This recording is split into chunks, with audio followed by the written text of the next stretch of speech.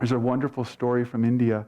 When Krishna was a little boy, we call him Gopala, and he was a little boy, and so his mother was Yashoda. And one day her little son took a little piece of mud and put it in his mouth. Isn't that typical? Don't all kids put little pieces of mouth? And so mom went over and, oh honey, and she goes and she opened his mouth to take the mud out, and she looked in the mouth of Krishna, and she saw all the planets of the solar system. And she saw the Milky Way. She saw all the planets spinning in the mouth of this little baby. And what was she to do with that? So she closed the mouth. Go along, honey, it's okay.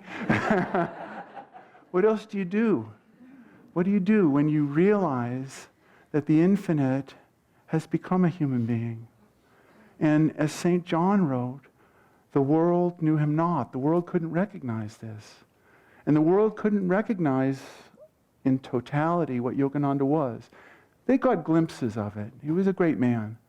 They honored him. They gave him awards and all those sorts of things.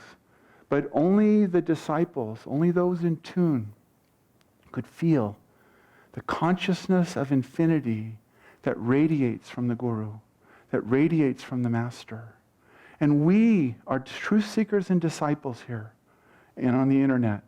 I always wonder if someone's just like penning through the internet and suddenly there's this talk about Paramahansa Yogananda and Babaji. And it's like, anyway, you're on board. It's okay, run along, honey.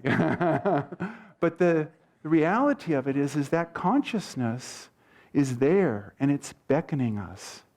And we are a part of that, and we remember that consciousness, and it's there. And that's why we're drawn to spiritual teachings, because we are part of the infinite Christ.